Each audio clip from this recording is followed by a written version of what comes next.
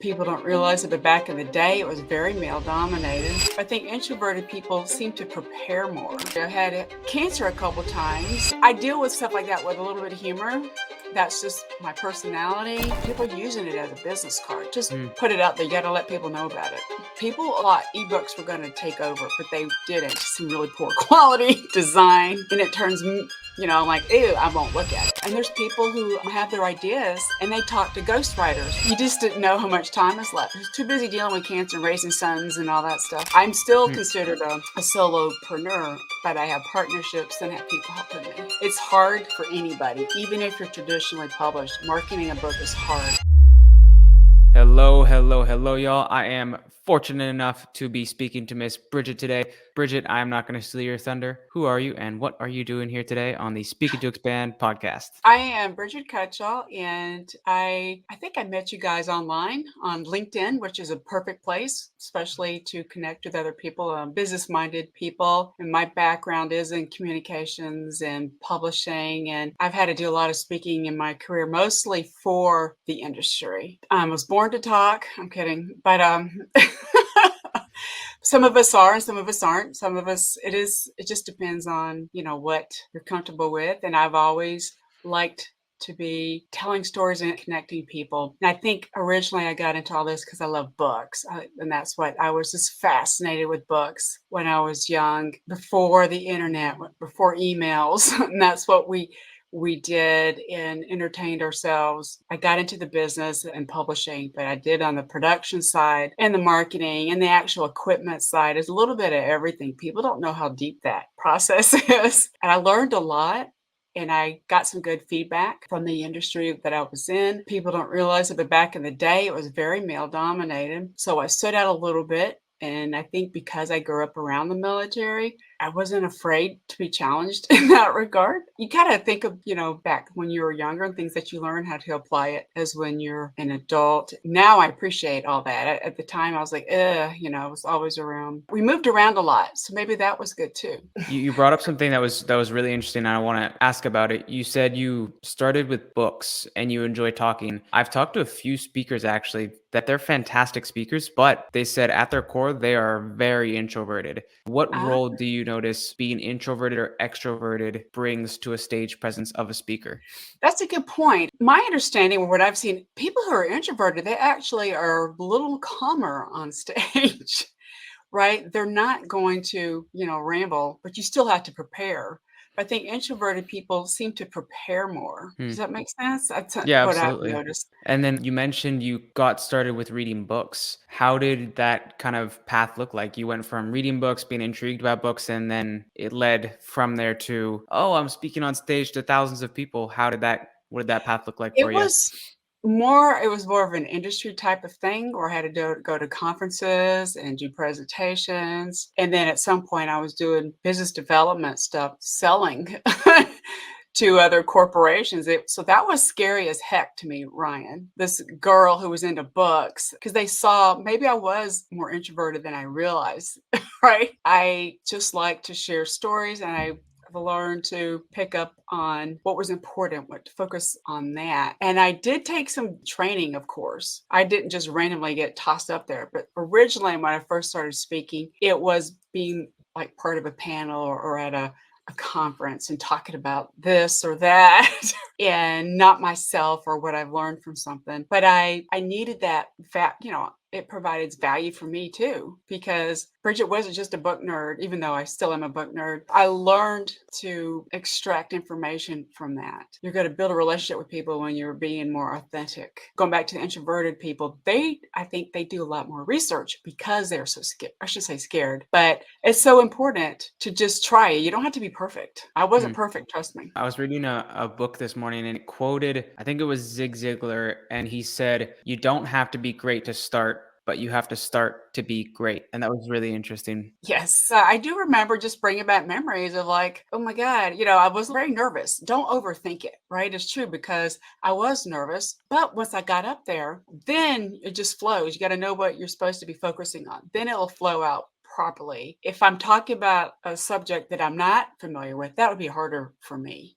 right? You do, Sure. as again, you had to prepare. Of course, yeah. And your business today, what does that look like? If I understand correctly, it was in publishing. Well, for those that are listening, I have really weird history. I had cancer a couple times. That's fun stuff. You And it say that so has, casually. I had cancer a few times. yeah, No that's big all. deal. I deal with stuff like that with a little bit of humor.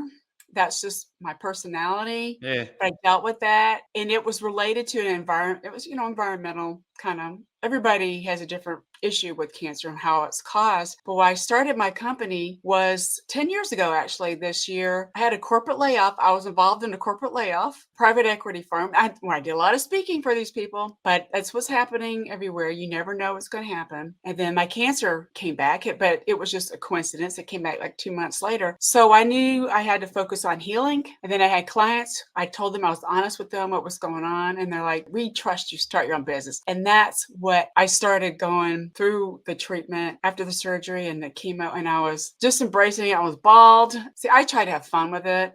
I mean, of course, you have to acknowledge the bad thing, but that's what helped me. So my specialty is in production. I didn't realize how detail oriented I was, Ryan. And it probably came from reading books when I was younger. And in the production aspect, people don't realize, you get these speakers, but you still got people in the background helping them. You've got these writers, authors, you still got people in the background helping them. And that's what I encouraged people to continue doing that. And I helped them. Probably 90% of my stuff has been related to ink on paper books, and now you've got ebooks, but I'm helping them with the production aspect because it's more complicated than people think. And some of my clients are small publishers, they're nonprofits, they are, I should say, entrepreneurs, but right, is that the right word? It's kind of Yeah. overused sometimes.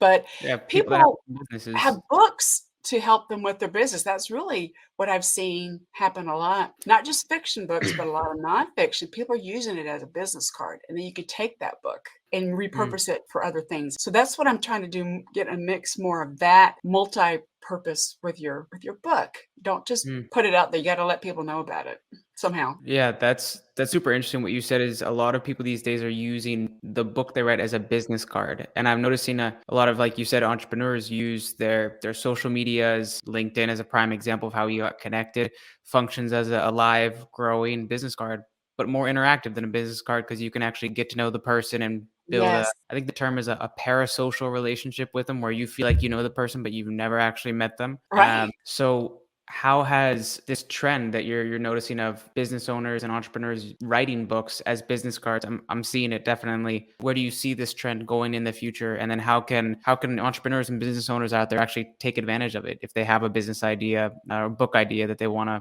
Well, write down? that is, something that someone like I can help with. People thought ebooks were going to take over, but they didn't. During COVID, actually, Ryan, you wouldn't believe how book production exploded because people realized how important books were. You're right. You're with that person and you're learning about them. And I think that's why nonfiction has become more important to people because they want to connect with others. We didn't feel connected during COVID. So then you can take videos, like video podcasts took off too, because we're like with them. You're like in the room here with me, right? But I think it's hopefully my blathering here, but it's just real important to use it, do it properly. You don't want to put junk out. I shouldn't say junk, but that's one thing I talk about on one of my books. It's called Quality Book Formula. I put that together because I've had 30 years of experience in this stuff. It's great. Print on demand is gotten better, quality rise, but people still aren't using it properly. So to me, you make sure your business card is good quality because you don't want, again, with your speech or your book, it has to be in line. You've heard about branding, right? It's all connected and it's okay to go off a little bit. But if you're going to have a physical book, not just the ebook but a physical book too, you need to make sure it's put together properly. And Hmm.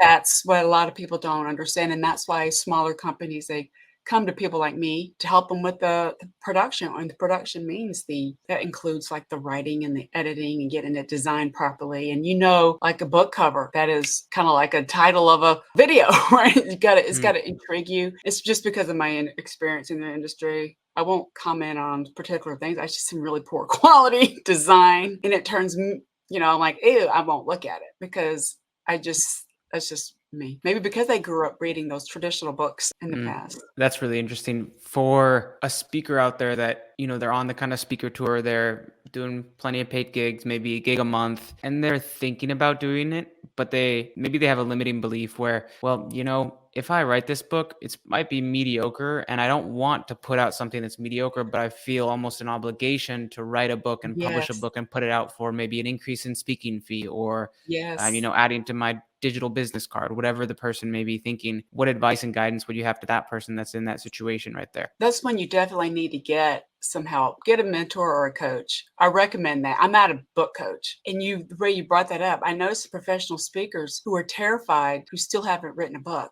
because it's like permanent. You know what I'm saying? It's a physical thing. So I recommend you get some feedback, put some thoughts down. I would recommend joining a little writers group.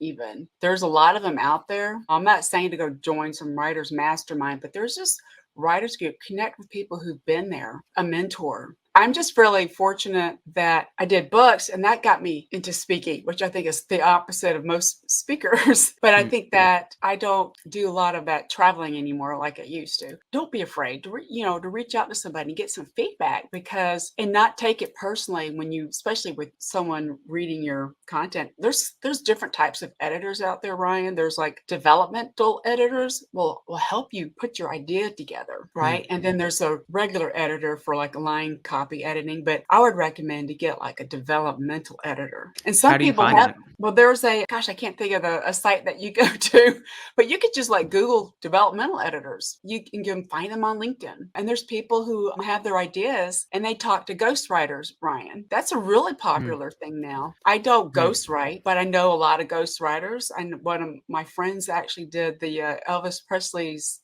brother-in-law's book. Not brother-in-law, excuse me, stepbrother. I can't remember the title of the book. But people, they have all these great ideas. And so the ghostwriter can take it and they'll like interview you and then they'll put it all together. And of course, you as the quote author, you still got to approve everything. Sure. But you'll have this kind of conversation will validate, the most expensive type obviously is a ghostwriter, Mm. right? But a lot of people who have businesses can usually, not just an entrepreneur, but they can afford to have that. And Right. usually I'm seeing now are giving credit to the ghostwriters now, which I think is the right thing to do. Cool. So for that person that's having that internal debate of, hey, I got such an awesome story. I'm speaking on stages and sharing it. I can tell people are getting value from it, but if I write it myself, it's probably going to be mediocre because I'm not the best writer. Oh, do I hire a developmental editor to help me write it? Or do I hire a ghostwriter? How does a speaker go about making that kind of decision? Okay, that's when you can speak to a book coach. That's when book coaches come in handy. They can find out what your long-term goals are and things like that and ask you questions. I know some book coaches too. Maybe I should do that. I mean, seriously, Ryan, you put that idea in my head just to help people get over that bump there in the road because it's intimidating. Speaking can be intimidating. Writing a book is. Maybe just start with a book coach, someone that can cheer you on to get it done. And you might be a better writer than you realize. And then a lot of people are talking about AI. I had to bring this up. And AI is good at ideas, but you're still going to need an editor because it doesn't still talk like a human quite yet. Right. But it does come up with some good ideas and it can help you summarize your ideas. You can do it that way too. You still need somebody in the industry to give you some feedback though. Probably a coach would be best to start with. Do you have any that you would want to shout out right now for the person that's thinking, oh, I can look online and find a lot, but I don't know if they're good. I'd rather just choose and go with the one that Bridget tells me right here. Well, you could start with Kent Sanders, Kent Sanders, and he used to be a writing professor at a university in, I think it's Missouri, but that's what's happening too. A lot of these universities are closing. And so he knew this was going to happen. So then he got into how to help everybody. And I'm part of his writers group. Awesome. And I've gotten great feedback because I'm like, my writing sucks, but it really doesn't because of my personality. You got to put it in your writing somehow, Ryan. I throw in humor. That's just how I am. Yeah. And that gets people intrigued. So you got to have your personality in there. And I think that's why if you talk to a coach and you ended up going to a ghostwriter, they're going to put your personality in there. That's why they talk to you, if that makes sense. Absolutely, yeah. I think that's another reason to use a ghostwriter, or at least know if it's a good ghostwriter or not, is because You're right. they got to understand your voice. Once this speaker that then becomes an author writing this book, they make an amazing book. How do they go about promoting it and marketing it and getting sales? Should they only sell it to the stages they go speak on? Should they do a digital marketing campaign of some kind? Should they put it on Eh, Amazon? What do you suggest? A lot of it depends. What's really popular now, Ryan, is indie publishing. What is that? It's called independent publishing rather than Okay. a traditional publisher. It all depends on how you're publishing your book. Okay. And most entrepreneurs go the indie route. I call it the indie indie route.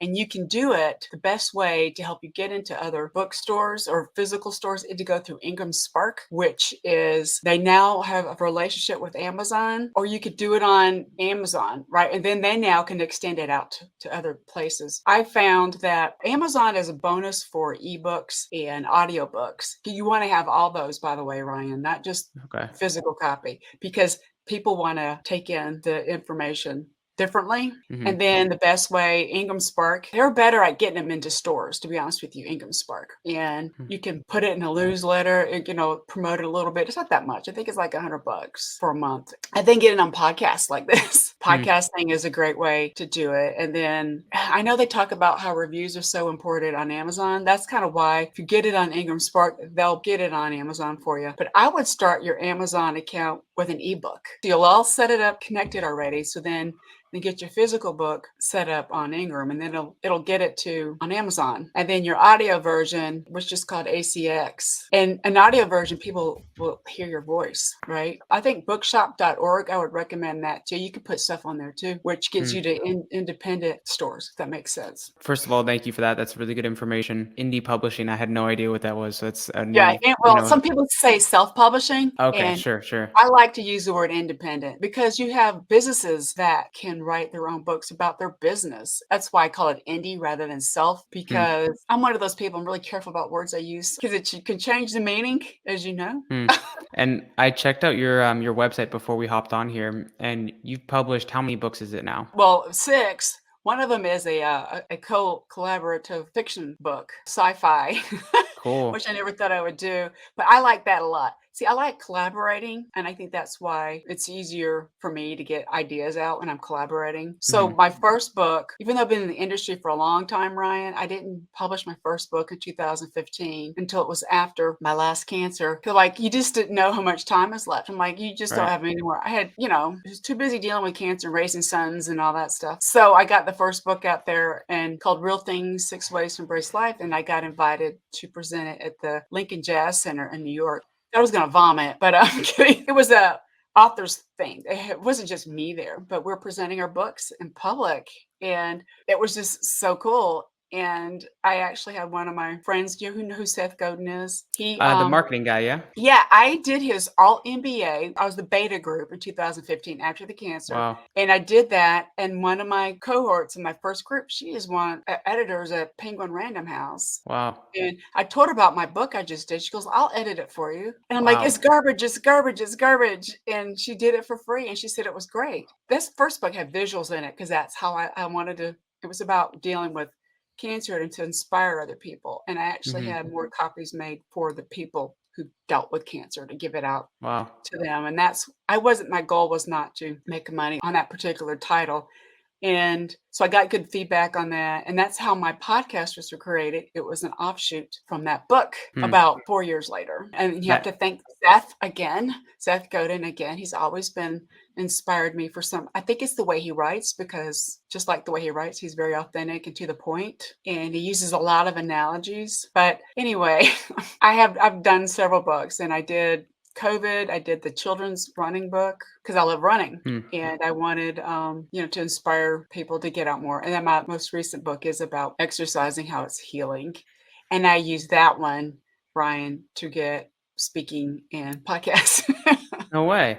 Well, that's a really interesting point that I think would be relevant to a lot of people out there that are listening right now is how do you leverage these assets you now have as, you have these books? How do you go about leveraging that to get more speaking gigs, get more podcast appearances? What tips do you have for that? Well, you have to have a synopsis, obviously, in the purpose of your speech. It just depends on the event. And I've been mostly on a lot of podcasts. That's the one that I was on the other day with like over an hour. People just like because I'm just very positive about it. And I do, even though I had some bad stuff happen to me, but you have to have a synopsis of what's good about the book. And then for speaking engagement, for paid, you can say you can hand out books to the audience. That's one way. You can say, give them an ebook to hand out. One of my other books to get on as a hit, highlighted in some media a little bit. Right. It's just a good way to reach out to the media.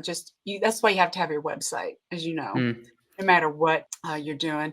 Now, the last out of town speaking engagement I did was in Miami, and it was speaking to doctors. Cool. Because I'm like, I have a weird stuff that happened to me. So I inspire these doctors to think outside the box a little bit. And I joke that I am a PETA. I won't, you know what PETA means. I won't say it. One of the words is a curse word at the end, but it's being me. And that's just a good way to get speaking engagements. And I focus mostly on the industry, which is, the publishing. And then now I'm trying to do more health and wellness stuff. And that's why I did that book, because it's so important for people. Now, this is more of a personal question, but I think it would be really relevant to a lot of people listening here. Is you've got 5 books, you've got your podcast, you've got your speaker site that, is your business card, you've got your social media accounts, you have this entire, what I'm calling, it might be a common term already, I'm not totally sure, but I'm calling it your credibility stack, right? Correct. Your books, podcast, website,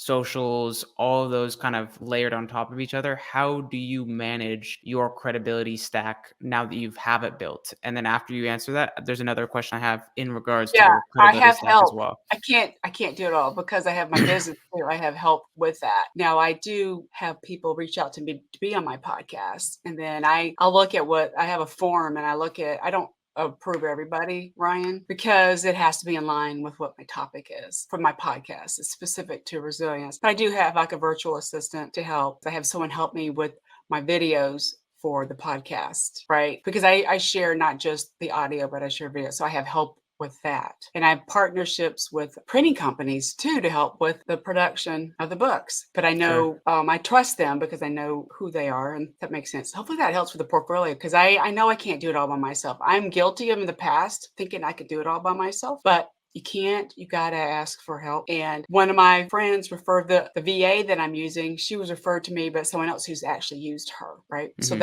got to have that trust. Don't just randomly pick somebody. And I do play around. I've been playing around a little bit. I'm into the understanding. I want to constantly learn too. So you got to understand still how some of these things work. I don't want to just randomly toss it, but that's just my curiosity in me. That's just how I am. But I give some, like the video guy, I'm like, here's a video. Here, give me some, whatever you think is good clips. That's what I do for him, because he knows what to look for. And like the VA that I have, she helps me to get on other podcasts. And she helps. Absolutely. And I'm writing I have that someone down. help someone else do the tax stuff. But it's just, you got to find my little group to help me. I'm still considered a solopreneur, but I have partnerships and have people helping me. And that's a great way I don't want to have some huge, from my personal opinion, at my age and based on health issues I had, I don't want to have a gigantic empire at my age. I don't.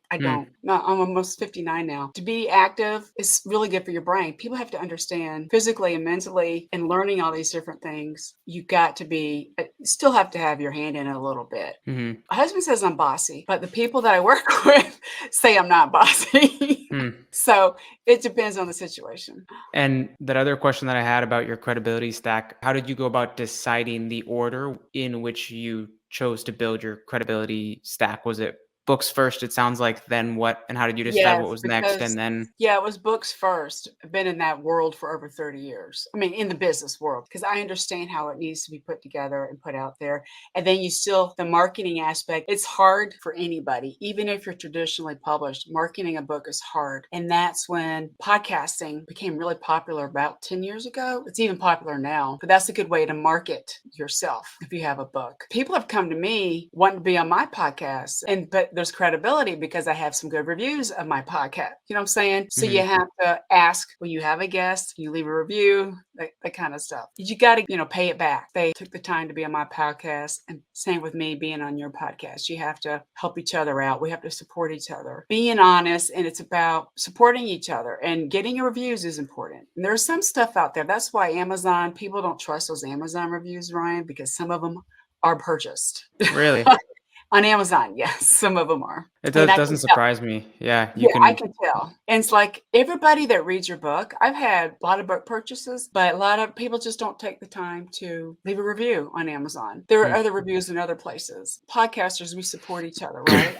I had my podcast highlighted on, you ever heard of Good Pods? It's kind of like Good Reads for Okay. books. Well, Good Pods, they were highlighted my podcast. So you just gotta network. That's really what it's about. Yeah. If you have a book, yes, it's hard to market it, but then there's other ways to do it. And it just depends on, again, what your purpose of that book is. And nonfiction stuff has always been really popular, but it's Mm. just grown even more. But then you've got people who write both, Ryan, nonfiction and fiction books. Didn't you do that? Because you Yes, mentioned I the did. sci-fi. And Hmm. I'm working on another book. I'm still like brain fog on it, but another fiction book because based on, a woman. It's actually based on my mother-in-law. She was very adventurous, but I'm fictionalizing it. The stuff that I was very fortunate to have good role models in my life. And I think that you want to be good role models for the future generations. And that's Right. kind of why we share stories. Everybody is learning from hearing other stories. And that's why 100%. speaking is so popular. And how did you make the decision to start your podcast? And if you want to shout it out with the title and that kind of thing, please do so. Okay, my podcast is called Real Things Living, and it's all Seth Godin's fault. And I've met him at least 4 times in person, and he came here. He's just very generous, and he sent us an email out, to just me personally, but he wrote it like he wrote it to me, and he talked about his Mhm. podcast fellowship. And I'm like, you know what? I was afraid to do it. And one of my friends I met through Seth Godin, he's a professional podcaster. He actually has it here in Atlanta. It's about different businesses, highlighting businesses. And he highlighted my business on one time on one of his podcasts. He's like, yes, do it. So I needed that nudge, right? Because I still was doubting myself. And then I'm like, you know what? I have the equipment now because I did my audiobook. You have to have decent audiobook. And most people, by the way, I've learned if you're doing a audiobook and if it's nonfiction, the listeners want to hear the writer's voice, not a voiceover. Now, voiceover is perfect for a fiction book. I did a quiz or whatever you want to call it, and people like, we would rather hear you, Brigitte, read that book than somebody else. I'm like, okay. So that's kind Mhm. of putting myself out there and asking questions. And so that's why I did that. And that's how I got into podcasting. Thanks, Seth. Okay. I know there was a guy that I was following on Instagram. His name's Chris Crone, and he was talking about how he just didn't have the time to do all of the read the book. It took him 12 hours, and he didn't have that. He had the time, but he had other stuff that he would get a higher output for the input of his time with. So he actually started working with an AI company called, I think he said it was called 11. I might be butchering the I've heard name of it. there. I've heard of Right. it. What do you know about that company that does the voiceover exactly like your Well, voice? it's Is it? I mean, it's okay. You just need to let people know that this was my idea, but I had someone else voice it. And another thing, going back to Amazon, they right now they won't accept audiobooks if it's AI. Really? What? Right. Wow. How do I they knew know? someone that did. I don't know why that is. I don't, Yeah, that's because interesting. I've only done 2 audiobooks and they're both done by me. But that was before AI was popular. I think it's Mhm. okay to use AI. I use ChatGPT to get ideas. Sure. You can get outlines. I learned about this program or this called Descript. Oh yeah, Descript. And That's a good one. I'm playing around with it, Of Ryan, because course. I want to understand how it works. And then what I've learned on like YouTube, the guy does the video editing for me. I'll put it on Descript and I have it summarize it for YouTube and I'll have the chapters, right? Oh man. And you could click to the chapters because I saw that before. Why are all these people, how are they getting these chapter clips on their YouTubes? And I figured it out. I'm sure there's other AI software out there that's doing it, but I learned that Descript can do it. So what is And that the only thing you use Descript for? Because I've heard about Descript and I looked at it and I became kind of familiar with it. But it what do you helps use you it for? I use it just to get the chapters. Then I ask it, like, Okay. what are some takeaways for social media? And then it'll take the section, like it's less than a minute, and you can highlight that section and it'll create the clip for you. No way. So Right. That's You have to get the awesome. paid version. You have to get the paid Sure. version. The other guy that does the video editing, he makes it, he cleans it up. You know what I'm saying? Sure. And I started playing with Descript. It was recommended to me. And there's another one called Chapters, which is strictly for YouTube only. Interesting. Okay. And that one is like, I just played around with it. I Sure. like Descript better because it can actually be used for other things, not specific to YouTube. Right. And I've played around with Gemini, whatever, is that Google or something like that? Or Maybe. I'm not sure. Anthropic. There's so many things out there. People Hmm. don't realize AI has been around for a long time. We're just now talking about it. Right. I think AI helped with software or video editing and audio editing for a long time. We were just now more accessible to average people like me. And I just played around with it. And you have to upload the full content. I've never done this yet on Descript. You can actually create a video on there. I haven't done that yet. I Okay. just want to play around with the current content that I have. To me, it's a great way to repurpose your content. And Right. it doesn't get overwhelmed. Like when you play around with Chat GPT, it can get overwhelmed. I have the free Sure. version of Chat. I don't use the pay. But Sure. Chat GPT has a limit on content you can upload in one little question, whereas Right. Descript can handle the whole thing and they'll create it. Descript does the transcription better than like Otter. I'm sure you've heard of Otter. Otter AI. That's normally in Zoom calls. It's like on there, right? Yes, Okay. yes. You know, I'm one of those people, I play around with software and I found that Descript was more accurate. Interesting. And with Yeah. Descript, you could probably do it with Otter and Zoom together, but I don't have that much time on my hand. I just was highly recommended by somebody I trust. Check out Descript. And I did. And it's better to work with it on the app on your computer rather than on the web because Okay. it can be a little glitchy. That's what they also recommend. Because they're constantly updating it. Uh-huh.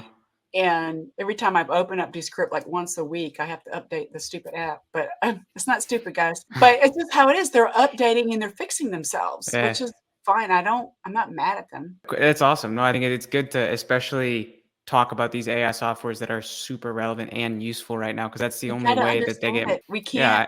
can't blow it away. We gotta understand it. It's just how you use it properly. That's really Right. what it's about. And I just like, hey, I just ask it questions and I get ideas. My sons call me the grammar Nazi, so I'm gonna edit it anyway. That's Of just me. course. But that's And what I do. And then that's kind of what's good about Descript. You can go edit it. that's pretty cool. And it'll fix it on the video at the same time if you want to change. Wow.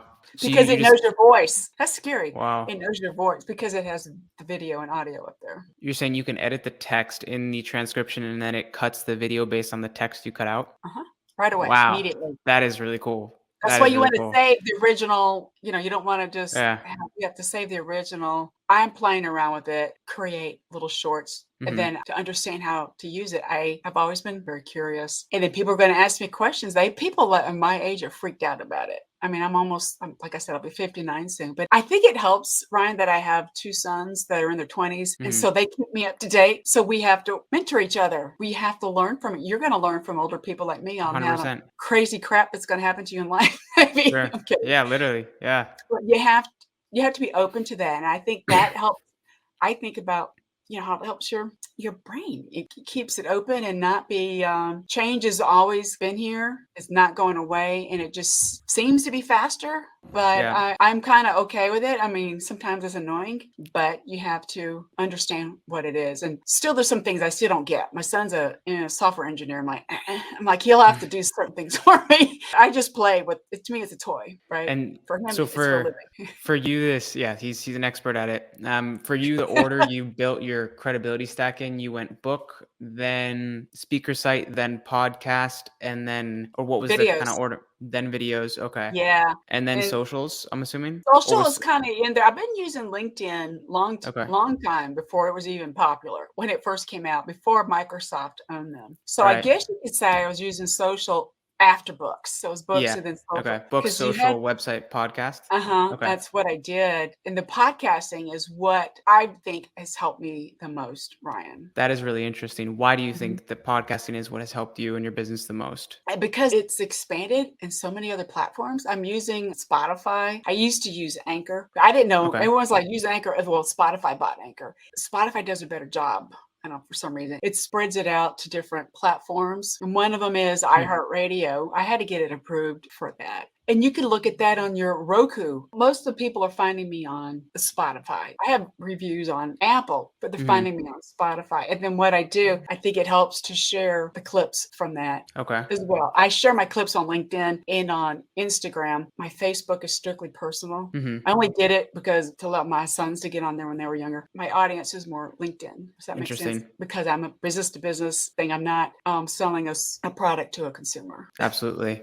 And do you feel like you chose your ideal client or ideal listener of your podcast before you started recording your podcast, or Yeah, did you I think feel it was I reverse? I was playing around with it. It was reverse, and most of the people that listen to my podcast were women over 40 that were reading my blog, Hmm.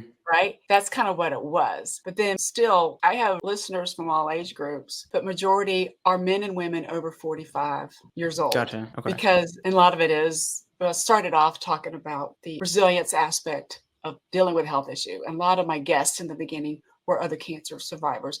Then I realized everybody is dealing with something and everybody's been sharing their resilient stories. And usually majority of it is kind of health related. Hmm. And some of them are people talk about the stress they've had, even just owning a business that can Yeah. Oh, yeah. stress affects your health. So it's just that kind of, so I became more open, but it's pretty close 50-50 men and women Hmm. because of I have a mix of guests, but it Right. is majority are over 40 years old. And it all Okay. started with my blog, which I didn't realize that data was being kept. I was using WordPress in the beginning, you know what I'm Hmm. saying? And Yeah. now I have someone else helping me with that. Okay. So I still do the writing, Okay. but I have someone helps do that. I'm the writer and the grammar Nazi. There you go.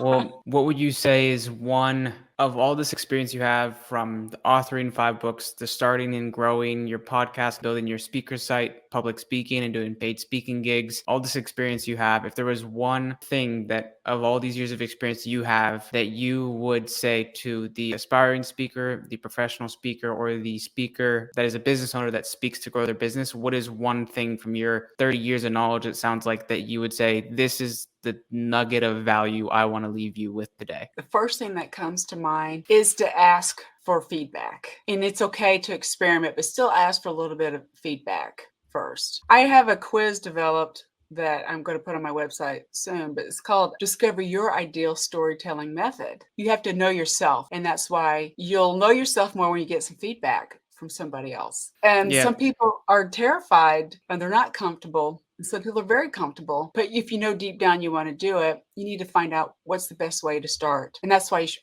to get feedback. It's like I started with books because I'm comfortable with a book and writing. That's what it is. Get some feedback. I'll have my quiz ready soon and I'll share it with you to find out what is the best way for you to start to share your story. And they're all interconnected, but some people would rather just do a short video clip. And I am not comfortable with that, Ryan. So you've got to know yourself and get some feedback. And that's the best way to do it. Boom. Love that. Well, let's say I'm a listener and I've been listening to the past 49 minutes and I want to continue having you in my life somehow. Where can I follow you on socials? Where can I find your stuff? Where can I make Brigitte more in my face? I'm on Instagram, which is my name, full name. It's BRIGITTECUTSHALL. It's okay to say Bridget. It's really Brigitte. Oh, okay. And my mother is from France. And then on LinkedIn, I'm very active on LinkedIn and Instagram. And you can go to my website, which is sign up for the newsletter or read my blog posts. And then also my YouTube channel, Real Things Living. That's basically, I've been focusing mostly just sharing the actual podcast. I used to share more shorter videos, but time constraints, I had to focus, you know how it Yeah. is. Yeah, of course. And so that's really what it is. You could just Google my name and I'll be on LinkedIn, Instagram, my website, and on Google. I'm You sorry, got not Google, YouTube. you got it nailed with SEO. We'll love it. Well, Brigitte, we'll wrap it up here and thank you all for listening. Hopefully you found value in what she's been sharing with you, and keep speaking and keep expanding, y'all. See ya. Yeah. Thank you, Ryan.